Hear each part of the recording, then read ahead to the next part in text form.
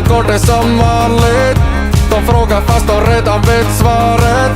Fan, det är jämna plågor nu och vädret ser inte så bra ut. Jag har körförbud på forten, kan inte lämna gården och råkar hackas taxi till dansen. Där blev det nej när jag frågar chansen.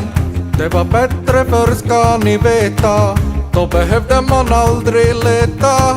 Då man visste vad alla gjorde, det var på jobbet man bodde. Går det bra eller går det som vanligt? De frågar fast de redan vet svaret. Fan, det är jämna plågor nu. Ja, så!